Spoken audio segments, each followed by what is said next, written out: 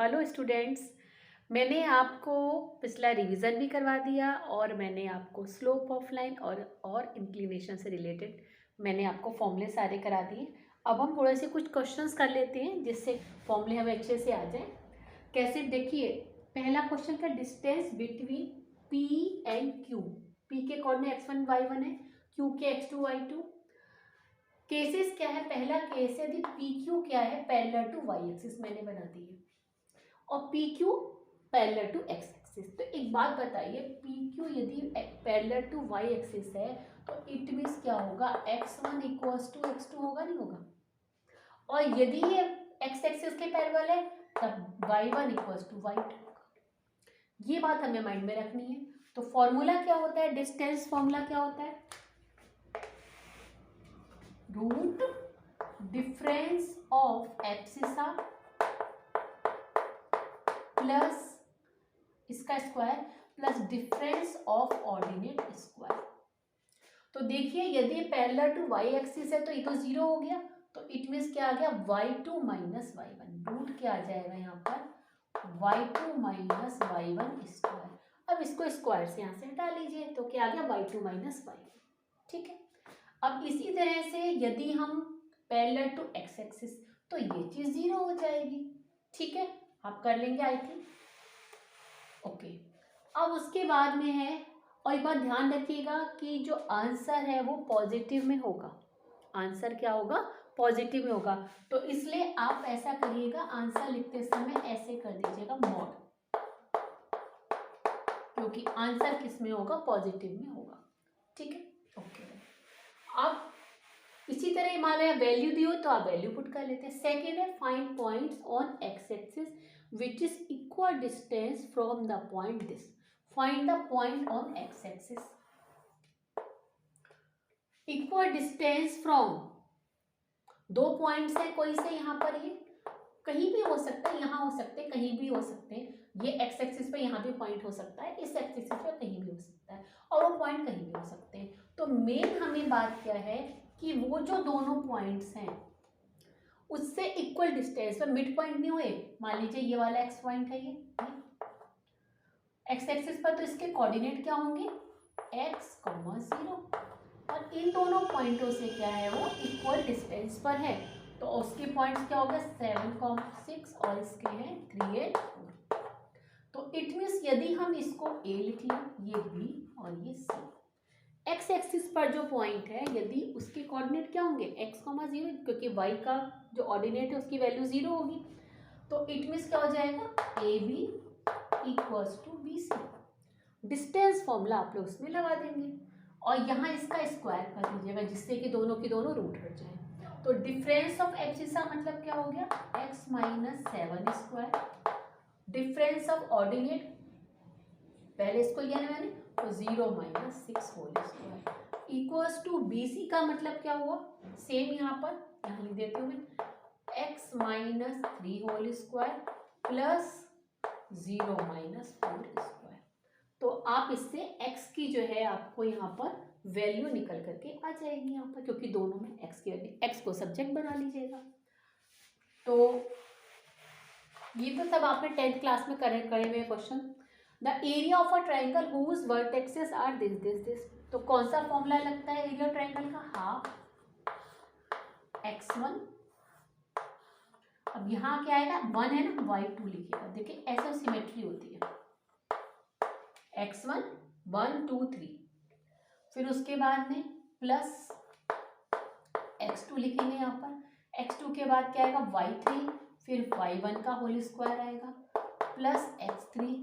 अब क्या आएगा, 3 के बाद में y1 minus y2 whole square. ये फॉर्मूला होता है, इसमें हम पुट कर देंगे तो निकल कर इसका एरिया आ जाएगा। ठीक है। फोर्थ वाला क्वेश्चन है, coordinate of a point which divides line segment joining this and this in the ratio 1:3। तो कोई लाइन सेगमेंट है यहाँ पर, ये A और B, इससे लाइन सेगमेंट बना, इसके क्या है 1 और इसके हो गए -3, 9। किस रेशियो में डिवाइड करता है ये, 1:3 रेशियो में। इस पॉइंट को हम C लिख लेते हैं। और आपको सेक्शन फॉर्मूला पता है, सेक्शन फॉर्मूला क्या होता है, इसके कोऑर्डिनेट यदि हम x एंड y लिखेंगे तो x तो क्या हो जाएगा, ये होता है ना m इंटू, मतलब इसकी मल्टीप्लाई इस वाले रेशियो की इससे मल्टीप्लाई होगी। यदि ये m और n हुआ तो क्या होता है, n की इससे होगी तो n मतलब कि 3 इंटू 1 प्लस, और इसकी होगी इससे 3 इंटू -1 अपॉन 1 प्लस 3। इसी तरह से y वाला निकाल लेंगे। y में क्या होगा, 3 into -3 plus 1 into 9 upon 1 plus 3। तो ये 4 क्वेश्चंस हो गए। अब मैं बाकी थोड़े क्वेश्चंस और अब लिख लेती हूँ मैं, फिर उनको समझाती हूँ आपको फिर मैं। तो ये 5th क्वेश्चन है, ये find the slope of a line, first second, इसके 3 पार्ट है। Passing through the point, in point को देखो मैंने x1 ले लिया, y1, x2, y2। जब 2 पॉइंट से है तो स्लोप ऑफ लाइन यानी m की वैल्यू क्या होती है, डिफरेंस ऑफ ऑर्डिनेट मतलब y2 minus y1 upon difference of abscissa. क्या ध्यान रखना है, y2 पहले है तो 2 वाला नीचे भी पहले आएगा। यदि y2 माइनस y1 तो x2 माइनस x1, यदि y1 पहले है तो x1 पहले होगा। बस हमें ध्यान ये रखना है, ठीक है। तो इसका यदि आएगा, इन वाले जो हमारे कोऑर्डिनेट है उनमें से वैल्यू आएगी पहले तो इसकी ही पहले आएगी। तो 4 माइनस 3, 1 मिनट सॉरी, 4 माइनस 2 तो प्लस हो गया ये, और -1 माइनस 3 इक्वल्स टू 6/-4 -3/2 आ गया यहाँ पर ये। अब इसके बाद क्या है, सेकंड क्वेश्चन है ये वाला, सेकंड वाला पार्ट है मेक इन इंक्लिनेशन ऑफ 45। तो ठीक है, ये तो बहुत आसान है। इंक्लिनेशन यानी कितना, यहाँ पर कितना बना, ये आपका 45 डिग्री का बना रही है तो अब ये वाला फॉर्मूला हो जाएगा, हम tan थीटा निकाल लेंगे। यहाँ पर कितना आ गया, tan 45 डिग्री की वैल्यू क्या होगी, 1। देखिए यदि वहां भी बताया था, यदि हमें एंगल गिवन है, एक्चुअल में जो इंक्लिनेशन क्या होता है, एंगल होता है। स्लोप ऑफ लाइन हमें निकालनी है तो स्लोप ऑफ लाइन को हम m लिखते हैं, m इक्वल्स टू होता है tan थीटा, ठीक है। एंगल गिवन है तो इस फॉर्मूले से निकालेंगे, और यदि 2 पॉइंट्स गिवन है तो दोनों का डिफरेंस ऑर्डिनेट और एब्सिसा का। तो ये 2 फॉर्मूले हैं। बाकी और भी कई बार होता है कि एक्स एक्सिस उसको क्रॉस करे तो खुद ऑटोमेटिकली हम पॉइंट को निकाल लेंगे, कर लेंगे। वैसे भी फिलहाल अभी डायरेक्ट आपको क्वेश्चंस करा लेंगे। तो इसमें ये है तो आ गया 1 आ गया, ठीक है। इसका अब थर्ड वाला, makes an angle 30 degree with the positive direction of y axis measuring anti clockwise. अच्छा ये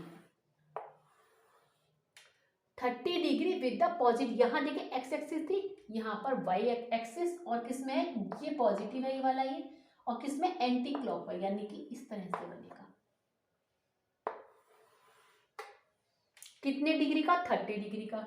इसके संग में 30 डिग्री है तो ये वाला 90 होगा। टोटल कितना बन गया ये, 120 डिग्री। टोटल कितना बन गया हमारा, 120 डिग्री। तो अब हम स्लोप ऑफ लाइन निकाल लेंगे। यहाँ पर tan 120 डिग्री, tan 120 डिग्री को हम लोग कैसे लिखेंगे, 180 degree minus 60 degree, 180 degree minus 60 degree.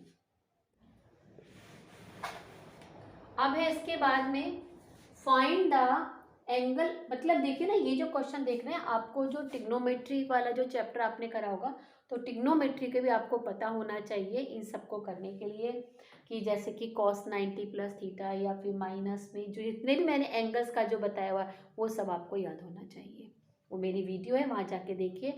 मैंने सारे फॉर्मूलों का एक साथ की वीडियो भी बना रखी, मैंने हर एक टॉपिक की उसमें बहुत हर एक की अलग अलग बनाई है, आप देखिए उसमें। मैं उसका लिंक इसमें दे दूँगी मैं इसमें, तो आपको और अच्छे से क्लियर हो जाएगा। वैसे यदि आप मेरी प्लेलिस्ट में जाएंगे तो आप वहाँ प्लेलिस्ट में देखेंगे तो ट्रिग्नोमेट्री में उसमें सारे के सारे आपको निकल के आ जाएंगे, तो बहुत ज़रूरी है।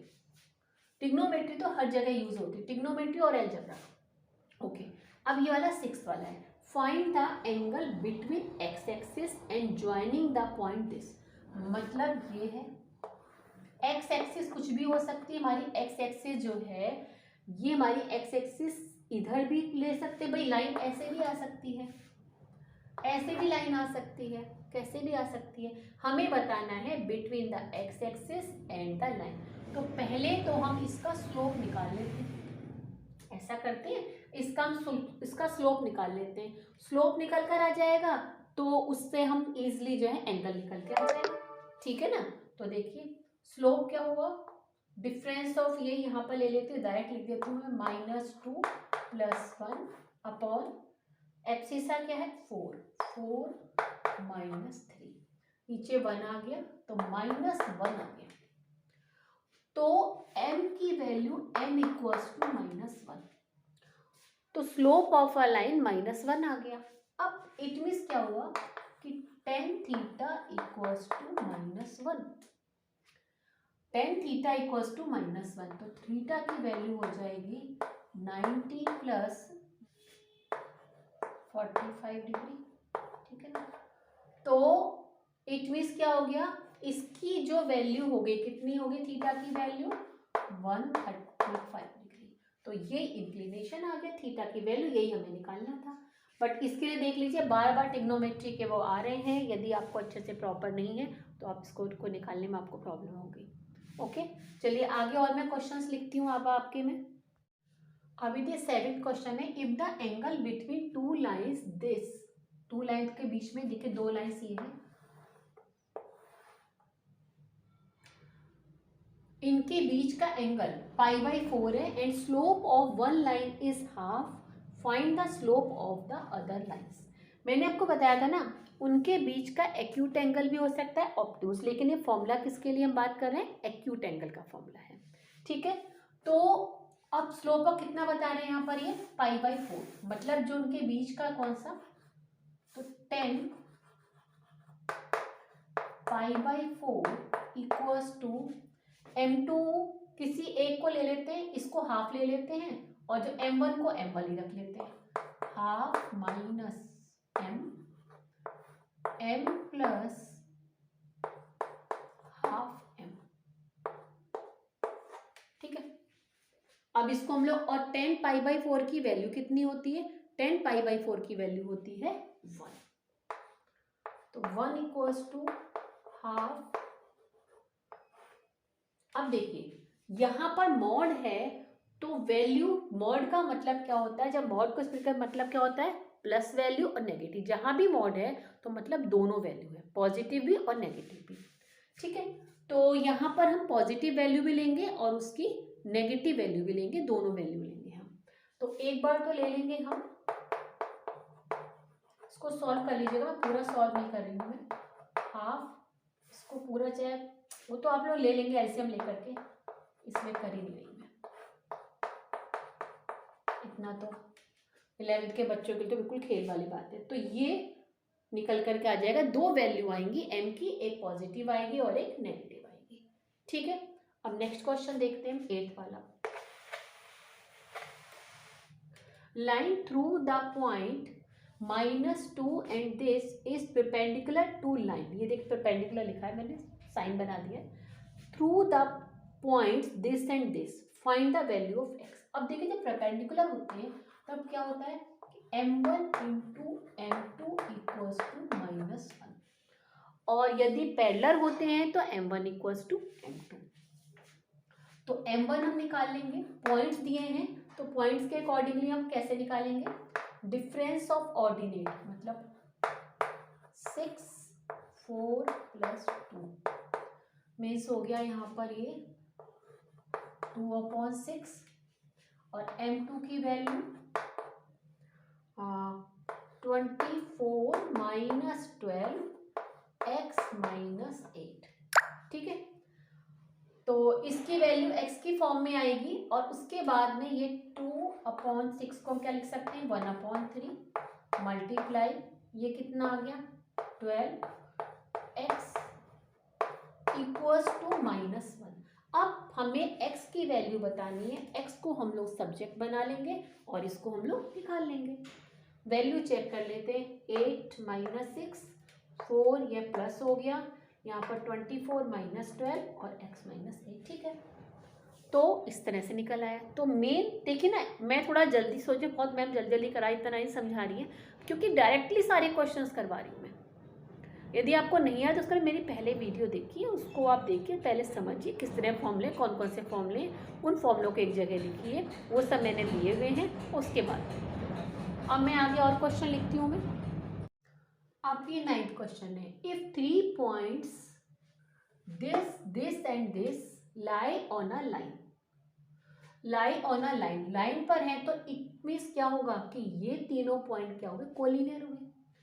अब कोलिनियर पॉइंट के लिए या तो आप एरिया वाला फॉर्मूला लगा लीजिए, ठीक है ना, एरिया वाला फॉर्मूला कि उनका तीनों का सम 0 होता हैगा, तो एरिया फॉर्मूला लगा। एरिया वाला फॉर्मूला कौन सा होता है, x1 ब्रैकेट में वही, ये आपका y2 माइनस y3, फिर उसके बाद में x2 आ जाएगा, x2 का y3 minus y1 plus x1, फिर उसके x3, फिर आ जाए y1 minus y2 equals to 0। तो वो फॉर्मूला लगा लीजिए, या आप इसको ऐसे भी कर सकते हैं, पॉइंटों को ले लीजिए, यहाँ पर ये पॉइंट सपोज ए है, ये बी है और सी है, ठीक है। तो 3 पॉइंट्स हैं, तो इसका मतलब क्या होगा कि दोनों, ये तीनों हमारे कोलिनियर हैं, तो it means A B equals to B C होगा। जो इनका स्लोप जो होगा, स्लोप के अकॉर्डिंग का स्लोप क्या होगा, सेम होगा, ठीक है। तो हम क्या करते हैं, इन दोनों को ले लेते हैं। वो वाला पॉइंट को यहाँ ए लिख लेती हूँ मैं, ये लिख देती हूँ बी और ये लिख देती हूँ सी। तो slope of A B equals to slope of B C.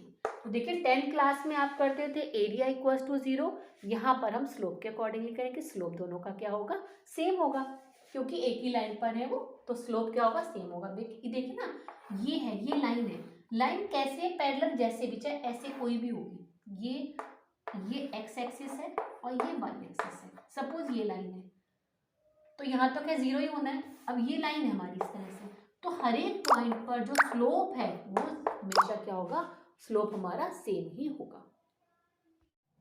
तो किसी हर एक पॉइंट पर, हर पॉइंट पर क्या होगा, उसका स्लोप सेम होगा हर पॉइंट पर, क्योंकि देखिए यहाँ पर पैरेलल बना लीजिए, ये एंगल आ गया, ये सारे के सारे जो एंगल क्या होते हैं, सबके सब क्या करस्पॉन्डिंग होंगे, तो करस्पॉन्डिंग एंगल इक्वल है, एंगल इक्वल, तो इट मींस क्या होगा, उनका सबका क्या होगा, स्लोप सेम होगा। डस्टर कहाँ रखा है, तो slope of A B equals to slope of B C. तो ए बी का स्लोप क्या हो गया, यहाँ पर इसको यदि ले लेते हैं, वही ना, इसको x2 ले रहे हैं, तो वो आपके, मैंने बोला ना, इस वाले के आएंगे कोऑर्डिनेट, तो उसमें से वाले माइनस होंगे। तो जो पहले इसका हमने लिया b minus 0 equals to a minus h, ठीक है, यहाँ लिख देती हूँ, b minus 0 equal to a minus h equals to k minus b equals to 0 minus a। अब जब इसको हम लोग सॉल्व करेंगे, b upon a minus h equals to k minus B upon a। एक बार मैं चेक कर लेती हूँ, मैं b माइनस 0 और a माइनस एच, वहाँ पर आ गया k माइनस बी और 0 माइनस a। अब इसको जब आप सॉल्व करेंगे, सॉल्व करने के बाद में यही चीज आएगी इसमें, ये ठीक है। जब इसको सॉल्व करेंगे, सॉल्व करने के बाद यही आएगा, ठीक है। अब ये 10th वाला क्वेश्चन देख लेते हैं हम लोग।